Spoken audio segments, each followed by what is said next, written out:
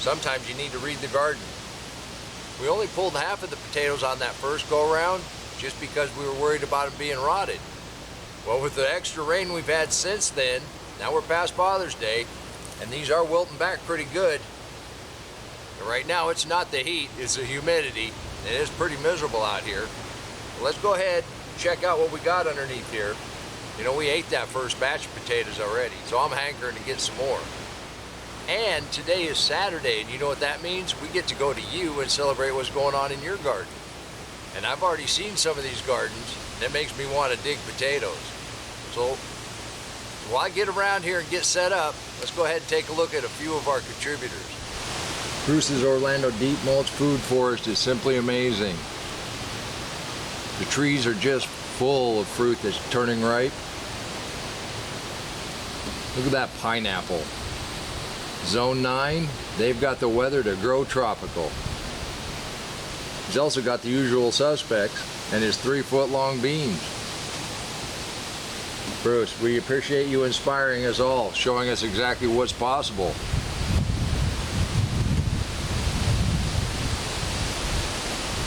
Art's got his first tomato after 2 months of record-breaking rain. I can't wait till you get my first one, Art. Thank you. Greg is new from Mississippi, Zone 8A. His garden is in full swing. The hardest work he's been doing lately is harvest. You can do this too. Greg, welcome to this community and thank you for inspiring us. Aren't our contributors awesome? Please hit that like button. It helps YouTube push this out to more people that might want to learn how to garden. Well, let's see what we got under here. This is the newest part of the garden. We got one.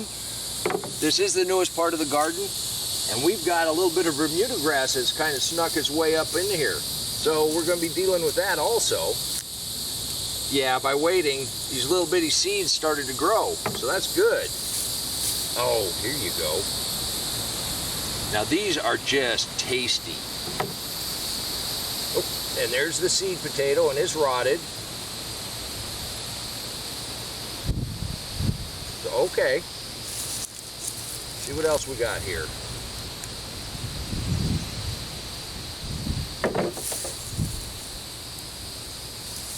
Now, like these little ones, we probably could have left this in a little longer, and these little ones, they're going to go into baking tonight. Yeah, this is much better than we had the other day. These are all determinate potatoes, so they're not going to grow up the stem, so hilling doesn't make any difference. All hilling is good for is to keep the sun off of those potatoes so they don't get green. Well, I'll go ahead and dig a few more of these. Let's go ahead and take a look at a couple more of our contributors. Since the rain stopped, Walter's garden has just taken off. Not about the heat, it's the humidity. His peppers and tomatoes are up off the ground, they're doing well. And look at those cucumbers climb. And he's still bringing in tons of beans. Walter just wanted to show us what you can accomplish in a very small area using deep mulch. Larry's small container and raised bed gardens are starting to really produce. He's also doing the hardest work you do in a garden, and that's harvest. Just look at those blueberries. Larry, this is awesome, thank you. As summer hits us with both barrels, heat and humidity, I guess Nora could say, all of spring showers bring summer flowers. We sure appreciate you sharing a splash of color, brighten our Saturday mornings. Thank you, Nora, these are beautiful. Aren't our contributors awesome? Please leave a comment down below and let everybody know just how much you appreciate them sharing what's going on in their garden. And I invite you to become a member of this group. There's no obligation, we're just a loose-knit community of people that like to get our hands dirty and grow things that taste good. Like that. All you got to do is send in a picture now and again and let us celebrate what's going on in your garden. This way we can motivate others, teach them exactly what's possible in a garden. This mulch is still wet enough. I think I'm just going to be breaking these tops off as we pull them. But that's not a big deal.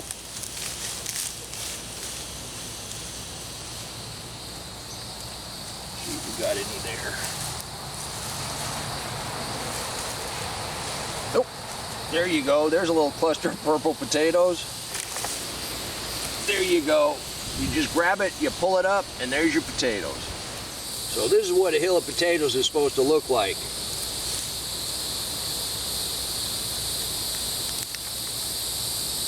Oh, if it would come up with the roots. So that's just one potato. Not a half bad potato. You just see the worms we got in here?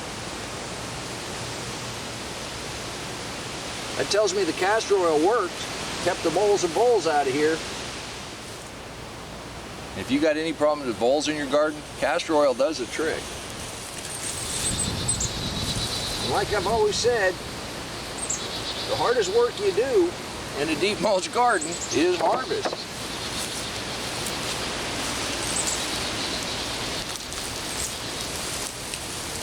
Oh, there you go. Now those are some nice purple potatoes. Well, I dig a few more of these. Let's go ahead and take a look at a couple more of our contributors. As summer rolls into Mike and Linda's Texas Zone 8 garden, those sweet potatoes, they're on a roll. Those squash are looking beautiful. And that zinnia patch, that is just spectacular. You're gonna have monarchs and all other kind of butterflies. Thank you, Mike. Thank you, Linda.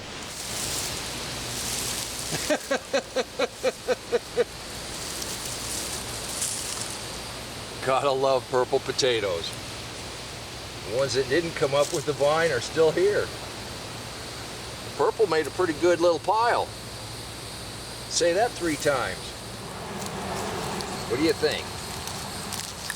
You know, there's another one. I really do like purple potatoes. Did I tell you what they tasted like? Potatoes. It's actually not a bad take at all. We got some pretty nice potatoes in here. I did jump the gun on that first batch. We could have let them grow a little longer. I actually found out about the castor oil from one of our viewers. Saved my potato crop. Well, at least it saved it from getting eaten by voles. You can't save me from getting eager. Now, if you want to learn some of the lessons I learned over the last 50 years in the garden, click that link and I'll meet you right back in the garden. And until next time, remember, take care of yourself, take care of your family, and God bless you.